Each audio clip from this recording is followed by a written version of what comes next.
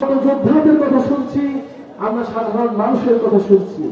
এই যে নওগাঁ আমরা আসলাম, দেখলাম যে কিন্তু ভাঙা রাস্তা পেরিয়ে আমাদেরকে আসতে হলো, অথচ বিগত 15 বছর আমরা শুধু উন্নয়নের গল্প শুনেছি। আমরা ভেবেছিলাম চারিদিকে শুধু উন্নয়ন আর উন্নয়ন, কিন্তু নওগাঁ এসে দেখলাম যে একটা ফ্যাসিস্ট সরকার জনগণের সাথে, নওগাঁবাসীর সাথে কি ধরনের প্রতারণা করেছিল।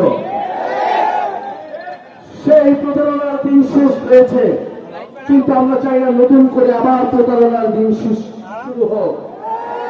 প্রিয় বন্ধুগণ, জাতীয় নাগরিক পার্টি আপনাদেরকে কোনো মিথ্যা প্রতিশ্রুতি দিবে না। আমরা প্রথাগত রাজনীতিবিদদের মতো আমরা বলবো আপনাদের জন্য আমরা এই করে দেবো, সেই করে দেব।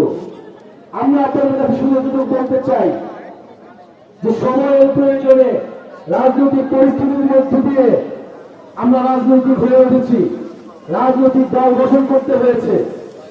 আমাদের হাসনাত আব্দুল্লাহ যেরকমটা বলল, গণ অভ্যুত্থানের মধ্য দিয়ে বাংলাদেশের সাধারণ জনগণ, বাংলাদেশের তরুণ প্রজন্ম বিকল্প নেতৃত্ব হিসেবে গড়ে উঠেছে। আপনাদের কাছে সেই বিকল্প নেতৃত্ব, সেই বিকল্প ইস্তেহার আমরা প্রস্তাবনা করছি। আপনারা মিলিয়ে নেবেন বাংলাদেশের জনগণ কোন পথে তাদের ভাগ্য নির্ধারিত করবে।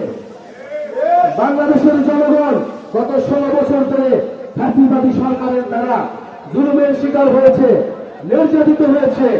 এই নওগাঁতেও আমার ভাইয়ের আন্দোলনে আহত হয়েছে, শহীদ হয়েছে। নওগাঁতেও আমার ভাইয়ের রক্তে রঞ্জিত হয়েছে এই রাজপথ। প্রিয় বন্ধুগণ, 1 বছর পার হলেও আমরা কোন দৃশ্যমান পদক্ষেপ দেখতে পাচ্ছি না। এ কারণে আমরা বলছি বিচার সংস্কার এবং নতুন সংবিধানই হচ্ছে আমাদের প্রধানতম দাবি। বিচার সংস্কার এবং নতুন সংবিধানের মাধ্যমে এই দেশ পুনর্গঠন করতে হবে। প্রিয় নওগাঁবাসী, এখানে একটা প্ল্যাকার্ড একটু আগে দেখেছিলাম, স্বাধীনতা এনেছি সংস্কারও আনব। প্রিয় বন্ধুগণ, আমরা 71 স্বাধীনতা এনেছিলাম, কিন্তু সেই স্বাধীনতা ব্যাহত হয়ে গিয়েছিল। সেই স্বাধীনতার সুফল আমরা ভোগ করতে পারি নাই। আমরা এবার 24-এর গণ অভ্যুত্থানকে কোন রকমে ব্যাহত হতে দিব না।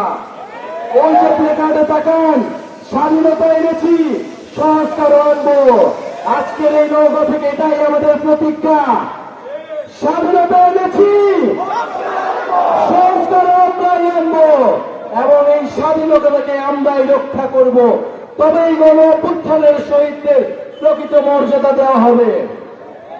প্রিয় বন্ধুগণ, আপনাদের এই নওগাঁর কৃতি সন্তান মনিরা শারমিন আমাদের জাতীয় পরিশ্রম করছেন। তিনি ঢাকা বিশ্ববিদ্যালয়ের সুফিয়া কামাল হলের নির্বাচিত জিএস ছিলেন। এই মনিরা শারমিন আপনাদের এলাকার কৃতি সন্তান, আপনাদের এলাকার জন্য কাজ করতে চান।